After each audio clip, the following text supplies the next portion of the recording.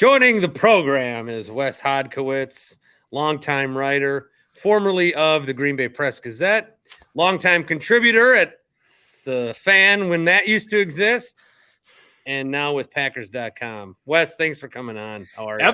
Absolutely, buddy. I felt like this was years in the making to finally make this happen. It's like bringing the whole SSP thing back full circle again. So happy to be here. Yeah, well, we're all still kind of mostly out of work, but it's good to talk to you. No, it's been fine. One of my old coworkers just got placed on the Packers board of directors. So what am I? Yeah, I know it, right? I mean, I was so excited. I actually got a chance to see LeRoy after he was down there looking dapper as ever, and he came out and biggest smile in the world. I'm just so excited for him. It's cool when you see somebody that I think is so richly deserving of a Hall of Fame honor like that, but just to see the world start to understand and know the LeRoy Butler that we've all known for so long. And the reason I'm always felt so connected to LeRoy, in addition to doing the big show with him, was he was a guy when I was a little rugrat running around the beat, 20 something years old, not really having a lot of people to go to. I don't think there's been one time where LeRoy Butler hasn't answered my phone call. And at a certain point, dude, especially my first couple of years, there's a Rolodex of former Packers, current Packers, people that weren't picking up that cell, but LeRoy Butler's always made time for me. So when anything he does, man, I champion him to the fullest because he's one of my favorite human beings. Former Packers, sure, but I mean, in terms of people that come into your life and you appreciate, they don't get much better than that guy. Well, he's one of the guys. I said this the other day, but I'll say it again because it's him and Jim Paschke, who used to do Bucks games forever. These are two guys that are so nice. And I've told both of them this. I said, you're so nice that there became a point where my whole mission was to see you screw up.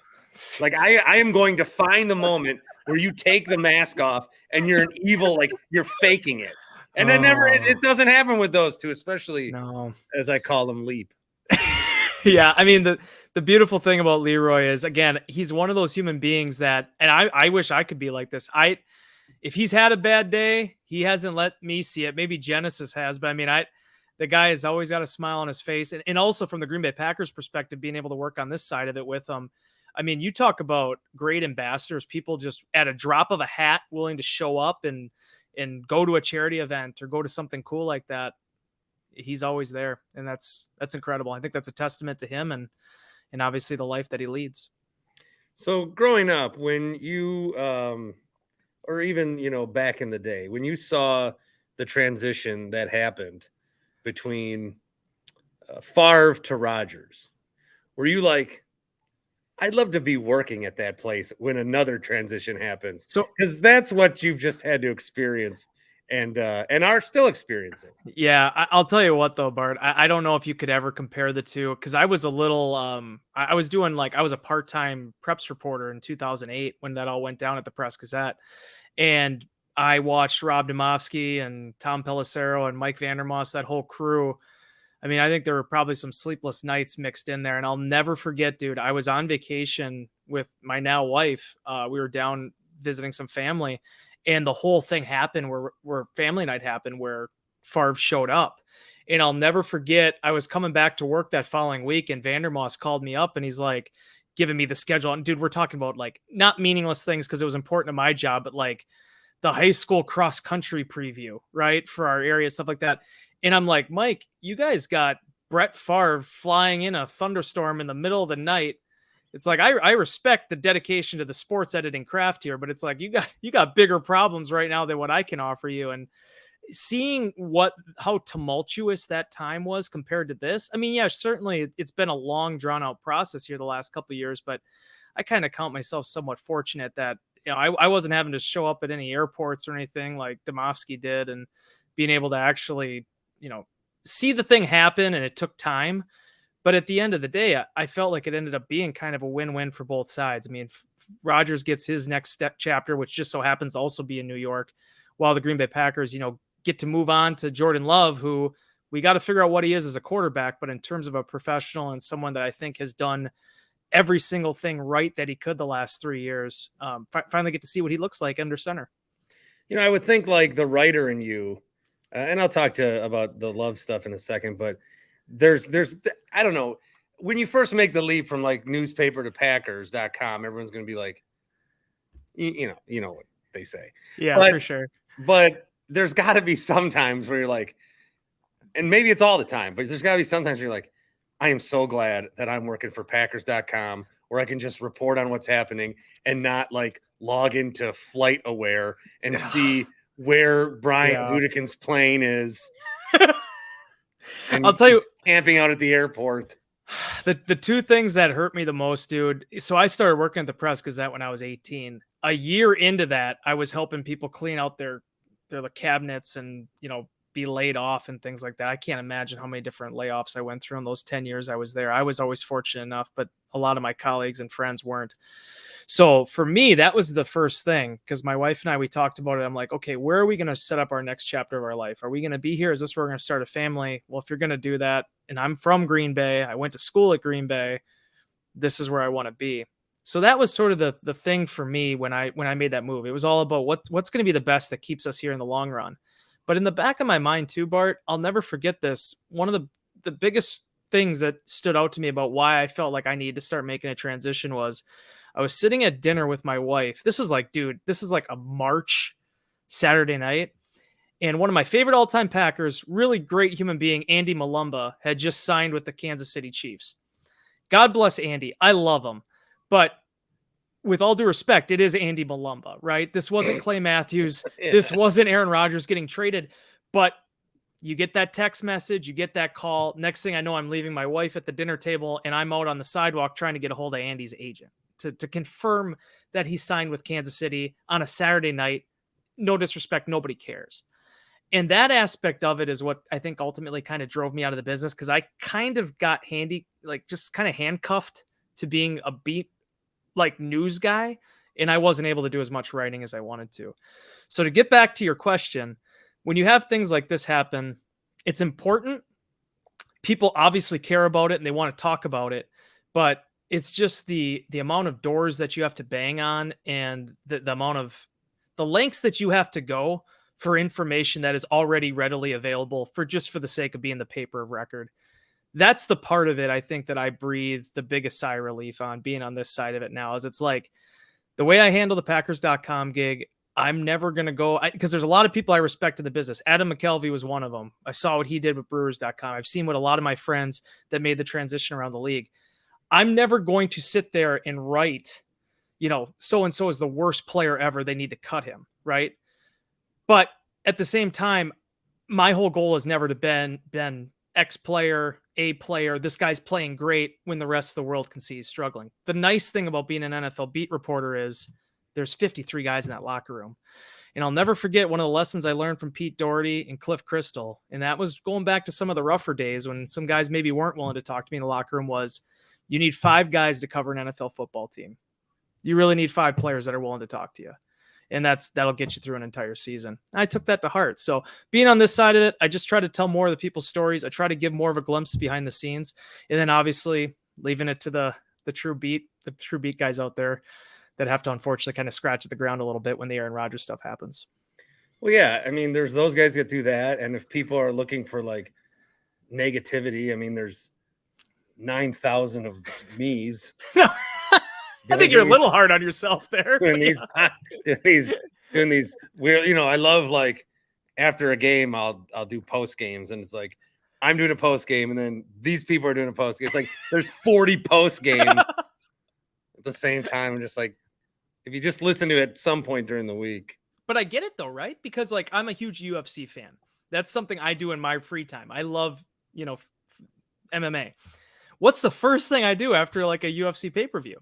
I'm going immediately to the press conferences. I'm going to the analysis, the experts, because you want to continue the conversation. So I get it. The thing I love most about this beat, though, is the fact that there are all those different people, and there's all those people willing to consume that content, right? Because, dude, there are a lot of teams in the National Football League. They are not lucky with that kind of following. I know there's specific teams, I won't name them, but they'll basically credential anybody, because they're trying to just get people in their locker room to talk to their players, to tell perspectives, to sell tickets. the Green Bay Packers, I mean, I think that's one of the reasons why I wanted to stay in Green Bay so much, and why I love the state. And I love the Brewers and all these other teams, because people do care. And especially if you win, people are going to want to be able to follow that product and see how far that journey can go. You were out to dinner with your wife. Do you remember where? My wife was in Sushi. Oh. We're at a now defunct place called Bonsai in De Pere, Wisconsin. And I didn't know what Bonsai.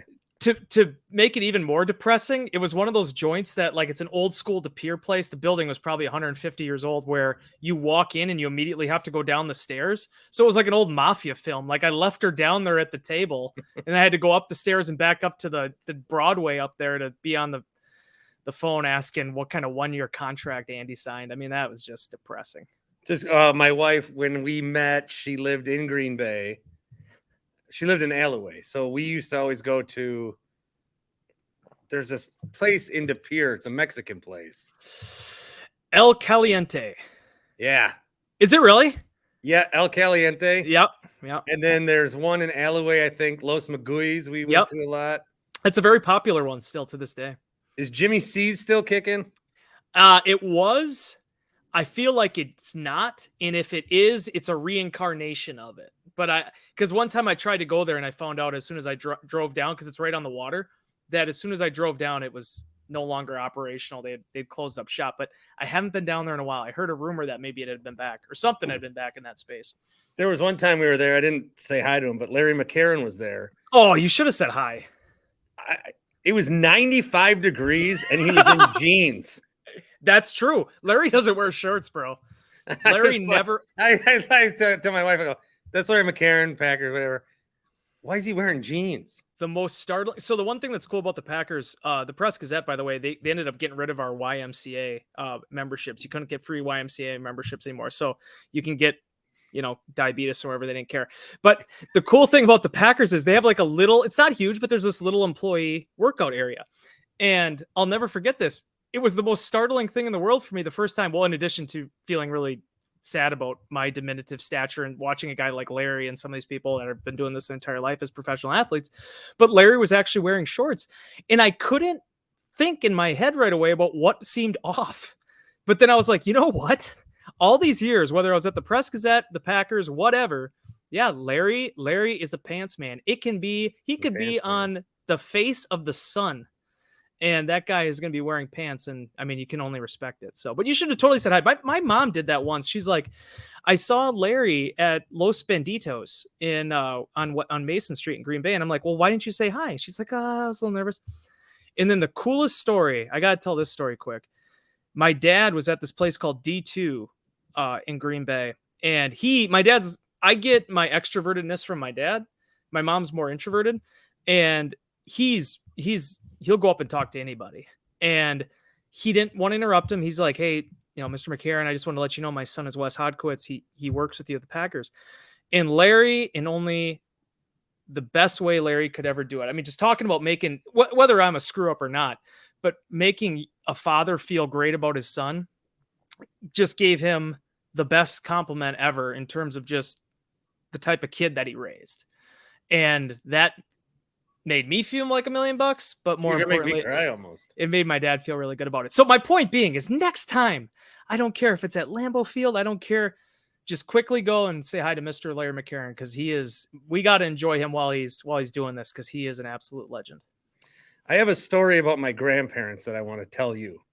Let's do it. So my name is Bart, obviously. Mm-hmm.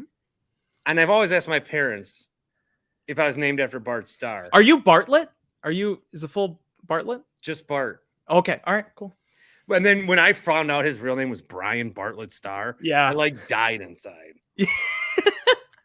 Because there's so many people you meet as Barts, and I'm like, oh, you're Bart too? And he goes, no, my name's Steve Barkowski. Even UWM's basketball coach, Bart Lundy. Yeah. That's not his real name either. You're an authentic Bart. Sorry to interrupt your story, though. Go ahead about talking to your grandparents. They apparently, the story is, I've got, the sheet, the Bart Starr picture that everyone's got autographed.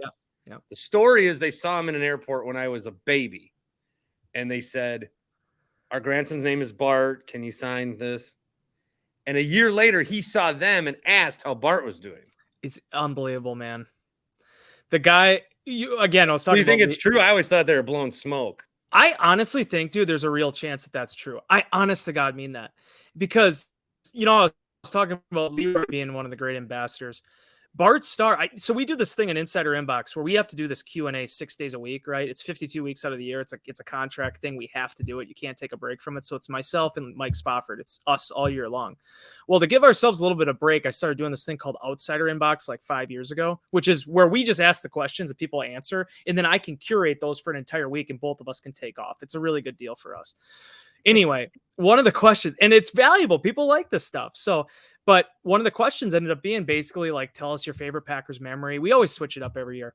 But I can't tell you, Bart, how many times I asked a question like that and people said they either met Bart Starr where he didn't have a pen and then he ended up sending them a letter 6 months later with a signed photo or stuff like that where people had an interaction with him. Not even in Green Bay. Might have been in Alabama. Might have been at a card sign. Something where he actually, whether it was him or Cherry, however they did it, that he kind of had the steel trap memory and was incredibly diligent following up. And I think that's one of the coolest things about, that generation is I don't want to say they'd appreciated it more, but I think they did a better job of showing what fans truly, mean to them and how effective they were in being able to kind of give back to those fans that support them. So I'm not, is it Mr. and Mrs. Winkler, or is that the mom's side? The grandparents? No, there's one of my dad's parents. Yeah. Okay. So I'm saying Grandma and Grandpa Winkler, they're not necessarily just blowing smoke up their young grandson's butt, that this could actually be a legitimate story. All right. Well, that because I've asked my grandma swears it, but you never know. I believe it. They might be whatever. A couple of more West-centric questions. Yeah. Just because I'm curious. So when you take the job with Packers.com, is there something that you thought would be like hard or the biggest challenge, and now 7 years later you're like, oh, that's actually easier, or the one of the better parts of my job? Yeah, it's definitely the aspect of being behind the wall, so to speak, right? Like I remember joking with Jordy Nelson about this about 6 years ago. We did this thing when they brought us all in to a team meeting back in 2016. It was right when I started. And that's when probably there was the most people on the football, like mostly the players side of things were like, oh, they're hiring this guy. That's kind of different. But I'll never forget it. They did a thing where they brought in everybody from Packers media. So our social media people, our video people, Larry himself. I mean, talk about just an absolute living legend and the applause he gets. And then they said Wes Hodkiewicz. And it was like this Bronx sort of like cheer mixed with the like we're just going to clap just to be nice. And then there's other people that are kind of booing in the background. And I remember later on, Jordy Nelson, I had a good laugh about that.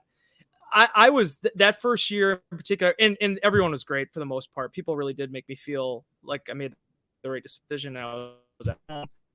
But the difference now, though, is I felt like I got to know players better now. I mean, I'm not showing up at anybody's house, playing PS5 with them, but like Kenny Clark's, for example. Kenny's like one of my all-time favorite guys, just because I never covered him on the other end of it. He came in 2016, just like I came in 2016, a month after I started. He was drafted here. So I've covered now his career for 7 years, and he's just known me as the website guy. So that part of it, I think, was probably the biggest transition that I was worried about, because I did the move for all the right reasons. But when you cover a team critically for 5 years, you know what it's like. I mean, it can be tough. And not that I was sitting around, creating all these headlines and trying to be a, rebel rouser in the locker room. But I mean, you got to cover the team from what you see on the football field. And there were some tough years for Green Bay in there, a couple times. So that aspect of it has been cool. And then just being able to kind of grow those relationships moving forward now, I think, has probably been the neatest part, both with just the locker room, but also the guys in, facilities and the people that work in finance and our ticketing people. I mean, there's just so many. I felt blessed in that I went from a place at the Press Gazette where there was 35 people in the newsroom when I left, And unfortunately, a lot of them were on the older side of things too. It's cool being able to sort of mentor people now on this side of it, right? Get interns in there and I can give them my experience now. I think that's really fun. So in that way, it's been a really, really fulfilling transition. Not that I want to think the team I've been the most critical about is the team on my hat, the Brewers. Hey, it happens, man. Back if you go back to college, Wes Hodkiewicz and the Ned Yost years, I was pretty critical too at that point. So I understand. I just don't think, like, not that I would. People like send me when the Brewers have like jobs or something. I'm like, they're not ever hiring me. And I would have to, like, everyone that's there now in any capacity would have to have been gone before I even think about applying. That was actually one of the things. So my process for coming to the Packers was like 7 months long, Bart. It was like, I think I did my first interview. Well, I first started talking about it in like October of 15. I didn't get hired over there until like end of April. And I'll never forget one of the conversations I had with somebody was, how does Mike feel about this? Mike McCarthy at the time. And basically the message that was relayed to me as well. If Mike didn't want you here, you probably wouldn't be here. So it's like, you just kind of do the best you can. But I've always been a communicator. I've tried to be a communicator. I came up in this business, dude. I'm 35. I started doing this when I was 18. So it's almost half my life at this point. So I love journalism. I love sports media. And everyone's got to kind of do their own thing and do what's best for them and their family. And this has kind of been my path. So everybody does it differently. With the Brewers, when I covered them and got like the credential, I don't have it now. But the thing that I miss the most is I got to go not everywhere, but you got to be in a lot of places that now when I buy a ticket, I can't go to. Is there like a part of Lambeau that you wish more fans could see, or a part of your day-to-day that you wish they could have more access to? Yeah, dude, that is by far probably one of the best questions anyone's ever asked me on these things, because I think that's the thing that's most special for it. Thank you. Walk out, mic drop. Hey, I always cock off that I'm a great interviewer, and it's great to have the interviewee. Look at that, you sons of bitches. Look at that. But you would admit, why are you critical of the Brewers, right? Because I think at some level you want to see them succeed. You want to see Milwaukee as a town, as a city. I love the succeed, Brewers, right? Yeah, they're absolutely. just so easy to make fun of. But along with that goes Miller Park. It goes AmFam Field, whatever you want to call it now, and what you see and what it represents. So I grew up in Green Bay, Wisconsin, going to Chuck E. Cheese as a 5-year-old, driving past Lambeau Field to go to, bring my high school girlfriend to a movie at Bay Park Mall, going to different restaurants. Lambeau Field's always there. And I think I've always said this, the one thing, like we can do for families, we can do tours, like before home games. Now that COVID's kind of passed, and it's a neat experience because you get to go back into some of the football facilities. But the thing I always enjoy the most showing people is going up to the 7th floor. And if you do the tour, you can go check out the 7th floor, especially now that construction's finished. You can go up to the 7th floor and looking down on that field. And especially when nobody's in the stadium is the coolest experience, because for me, that's where the historian in me, the history person in me is like, it may not be the same ground, may not be the same grass, but in that spot, like one of the most iconic teams in the National Football League's history, if not the most iconic, all that history since 1957 has happened in that spot. And I think of those opportunities, a lot of times before home games, on Fridays before I leave, I'll go up into the south end zone and in that area, and I'll kind of take a lap, just go walk around. And there's so many cool things and cool people in that building that make all those pieces fit together that you can kind of appreciate, what makes that stadium special. And whether it's the 7th floor in the south end zone, the highest point in Green Bay, Wisconsin, whether it's, going down and walking through the tunnels and going through the concourse, which looks beautiful now with all the renovations that they do. There's so many neat spots that I think make that stadium what it is. And I just think, and one other quick story when you ask about locations, because I'm the only one that knows this in terms of, well, some people know this. If you remember when Odell Beckham Jr. punched the wall, after the playoff game in 2016. So me, which would have been still under 30, so I was somewhat juvenile back then. Me and a couple of my colleagues, we all ran down there after the game because we're like, okay, they're going to plaster over that thing. That's going to be gone to history It's like, but you gotta, Odell Beckham Jr. put his fist through this wall. We got to see this thing. So we went down there. I remember taking a quick little picture of it. And now every time I walk, it's over in the media area. It's on your way if you're walking into the visiting locker room. And it's like, it's that type of stuff that you realize in that space right there, Bart. And just for a quick minute, it's those type of things that eventually some people 100 years from now won't care about. Yeah. But in that moment, one of the top players of the National Football League, that's the type of stuff that happens. And it happens on a daily basis there. Well, not that exactly, but cool things. So I, grew up a Packer fan, obviously, too. And now I'm trying to, I've always said my son doesn't need to like sports for me to like love him. Yeah. But I'm really going to make sure I try to ingrain it in him.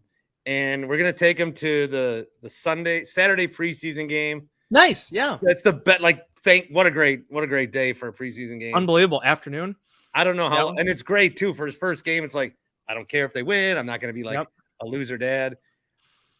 We stayed at an Airbnb up there for a family thing, and it took him over to the stadium, and we bought some in the pro shop. And I think it's like he sees G and he knows Packers, and he plays with. I have all these old starting lineups, so he had Reggie Whites that he would play with, and he knows like some of these guys. Yeah.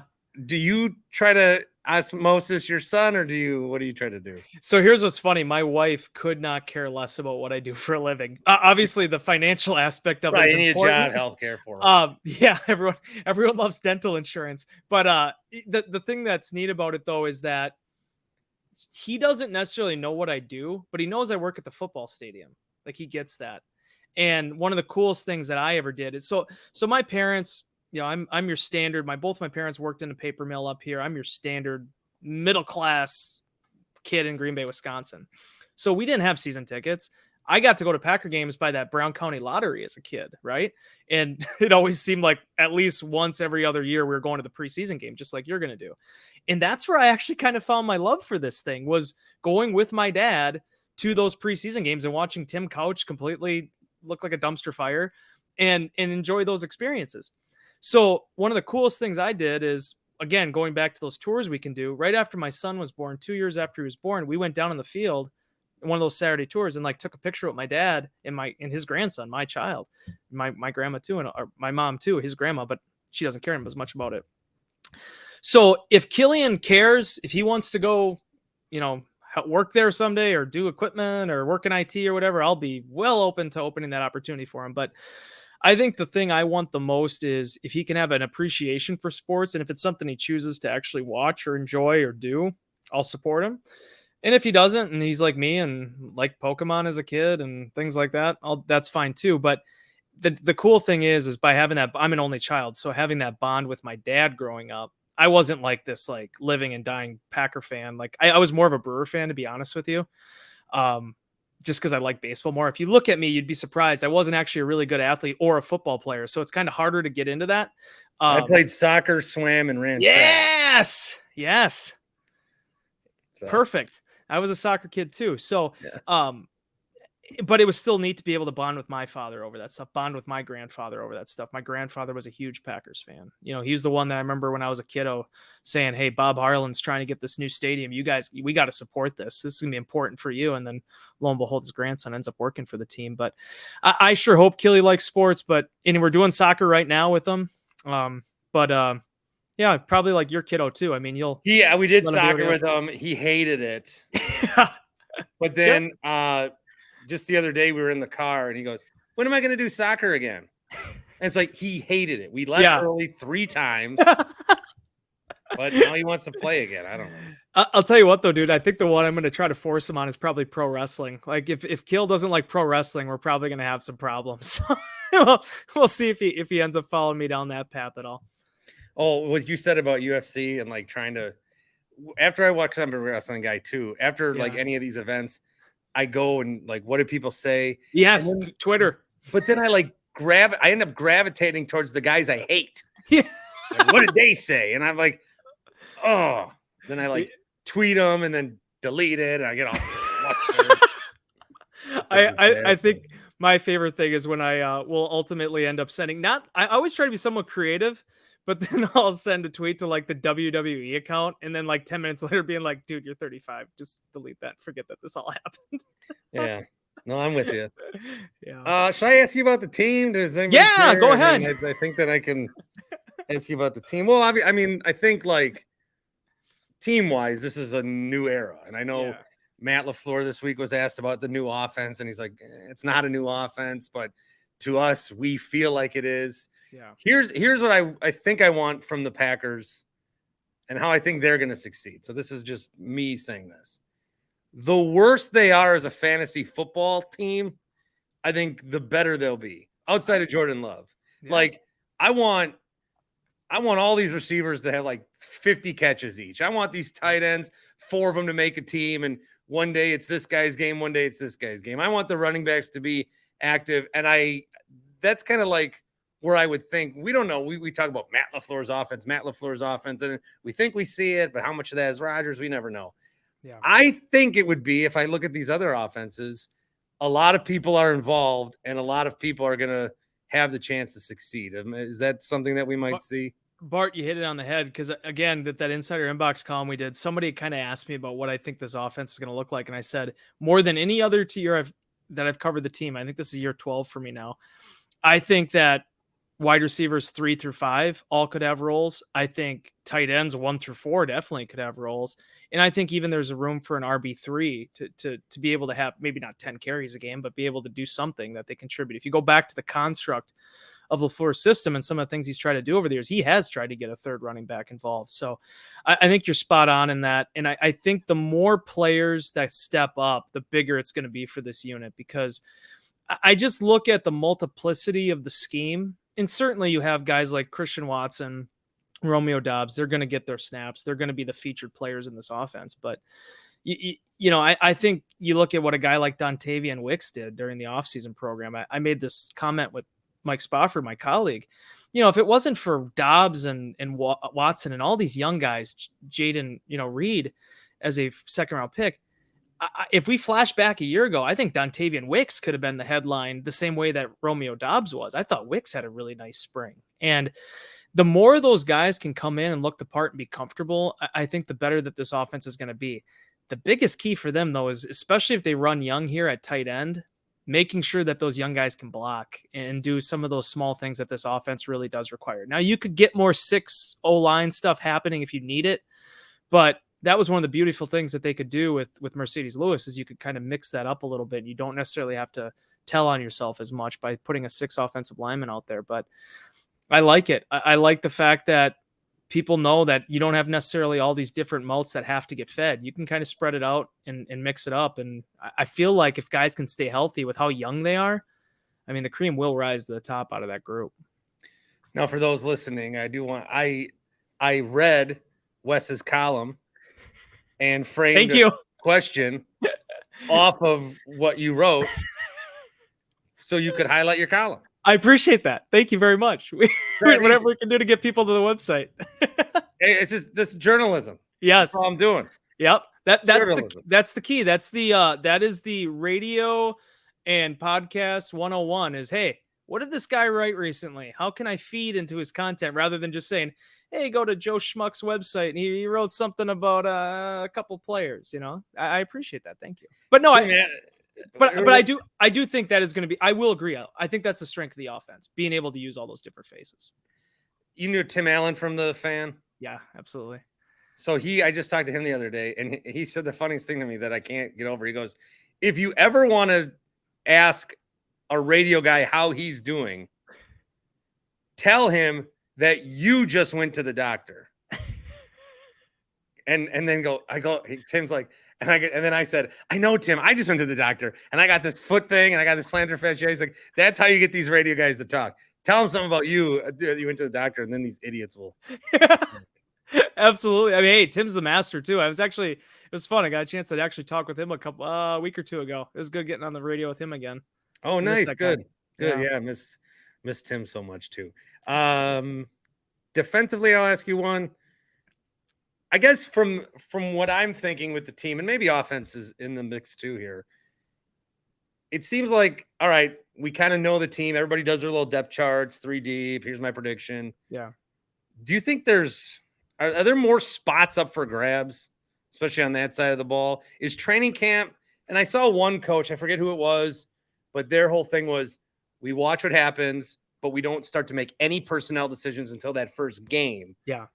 Is there an added importance to this training camp? Because it's not just Rodgers left. It's right. A lot of guys left. A lot of guys, a lot of depth pieces, right? When you look at safety, when you look at defensive line, kicker, that's not nothing, right? I mean, that's a huge quantum change and shift to what they've done. I like that idea too, to wait into the first preseason game, and more now than ever because of this ramp up period. As much as this first week and the second week is going to be about, okay, who shows up, who looks good, you're not going to be in pads yet. It actually is kind of an extension of the offseason program in a lot of ways. So it does take some time here to actually get a feel for where these guys are going to be at.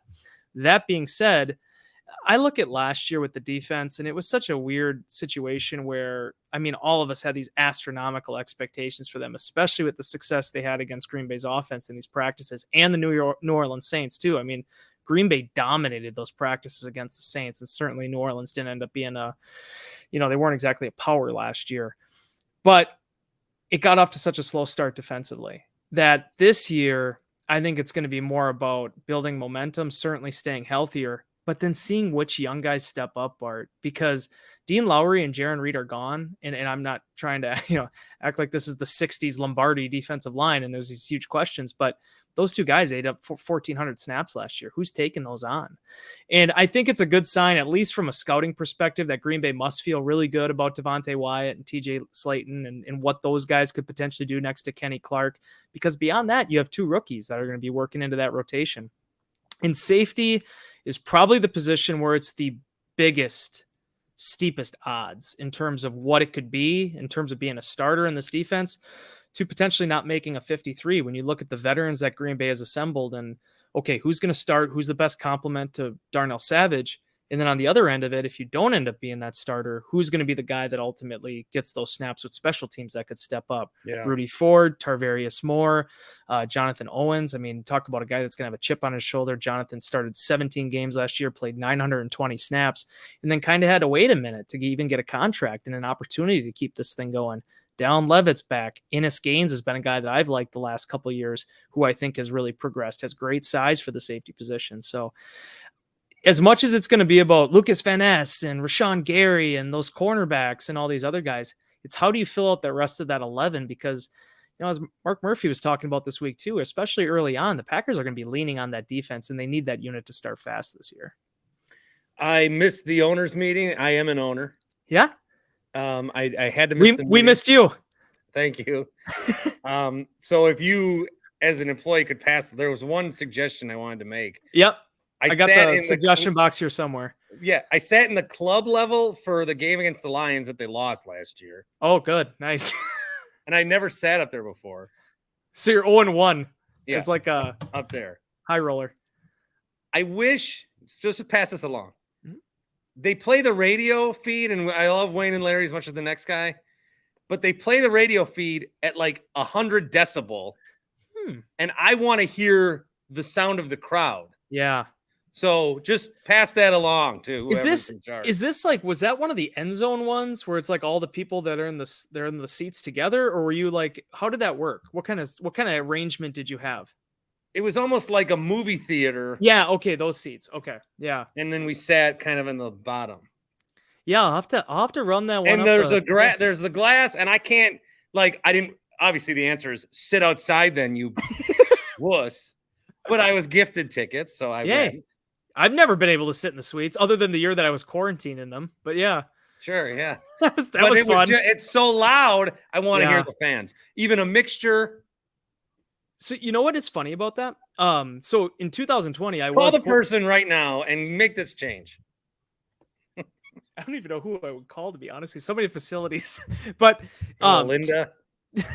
2020, I was in the testing group for the Packers. So I had to get tested every day for COVID. But because of that, we were isolated from Gen Pop, as I called it, the actual other media that were up in the press box. We had to go in the 5th floor or no, I'm sorry, the 6th floor right underneath the press box. And the funny thing about it, dude, now those were the real suites, right? Like the ones that I think the businesses are buying. And those are the ones that they did the renovations on, where it was like $55 million. They made all the glass so you could open up the glass in the suites, right? And I'll never forget the first game I covered, having the windows closed, and there was no one in the stadium, so it wasn't like we were trying to get it, but having the windows closed as opposed to actually being able to open it up and just hear the plays happening and guys talking down there, it makes a difference. It really does. So I sympathize with those folks that are in those like actual, I know what you're talking about. Like those theater ones, I think more towards the end zones, that where it's like, yeah, those windows aren't opening up. So yeah, I'll keep that under advisement. It'd be like, hey, as much as we love Wayne and Larry, and we all do, we need more like crowd noise. Even if you just turn them down, it was very loud. It was like ruined my day. Did you go home that night and it was like 2 a.m. waking up with hearing Wayne's voice, like shuddering through your like Arabellum? And it was like, and the Packers lost to the Lions. That's the part that probably really, imagine what that. And the Lions are running trick plays now to rub it in. Oh man, that one hurt. You know what, that the end of the season was a lot like, I always said it was like the 15 season in Arizona. I was in Arizona for that game when they made the Janis had the big catches, and then Larry Fitzgerald had the 75-yard touchdown at the end. That one always bothered me because the narrative, those are the things that get me the most. Packers win or lose, whatever. I got a job to do. I got to get the story out. But it's when the narrative doesn't fit your story. And those are the 2 games where I felt like that happened. Arizona, because of all the heroics that happened, and they still ended up losing the thing, and they lost in devastating fashion in overtime. And then last year, where the Packers get on this late season run, it feels like we're on the table again. And then you get to that game against Detroit, you get it, win or go home. You're at Lambeau Field, and all the air comes out of the balloon. So, yeah, there's definitely, from that regard, that's going to be a tough one, I think. It's funny, too. I always write down, I always Sharpie in the Packers results after every game. I have this little schedule thing. I still have not put in the final score from that Lions game. I don't know if I ever will. Wow. That's deep. That's meta. Well, Jordan Love should have played that game. Rodgers should have gone IR 4-8. It's like 2007 where it was like, McCarthy should have just put Rodgers in. They would have beaten the Giants, but Rodgers should have played in the cold games. Yeah. And just like last year, Love should have played in the cold games. I don't know why no coach will do that. It's tough. It's tough though, right? Because like I've always thought about that, but football is as much about, personality and managing people as it is, the X's and an O's. And I don't know. It would take a lot of brass, a lot of guts to make a decision like that, because certainly you're kind of hanging your guy out there a little bit too. But that's what's exciting about this year, Bart. That's what I'm excited about for the Packers, is that I've never covered a first-year starting quarterback. Aaron Rodgers was already a Super Bowl champion and a one-time MVP when I started covering the team in 12 full-time. So to see a young guy go through the peaks and valleys, the ups and downs, and seeing who rallies around that, and even feeling the locker room, like even the offseason program, I felt like things were a lot looser. Not necessarily just a reflection of Rodgers, but I mean, just a reflection of having a 24-year-old quarterback that, he's been playing, throwing Nicolay water bottles into recycle containers with AJ Dillon for the last 3 years. I mean, these guys know what the guy's all about, and he could have made the situation a lot tougher, for as much drama as there was the last couple of years and how tense things got. You never heard Jordan Love making any of those things more difficult. The guy was a pro. He stuck to his business, and now he's finally getting a shot to show what he can do. Well, you got the Nicolay water plug in there, so I did. Hey, man, great water. Lucas Patrick once told me, he's like, that's the best water in America. I also got Lucas Patrick's endorsement. It's got Lucas Patrick's endorsement. He was trying to get a sponsorship, man. Well, but unfortunately, I don't have any with me here though. But the official water of the Green Bay Packers. Wes, thanks so much. Good to talk to you. Yeah, absolutely, buddy. I appreciate you having me on. It was a lot of fun.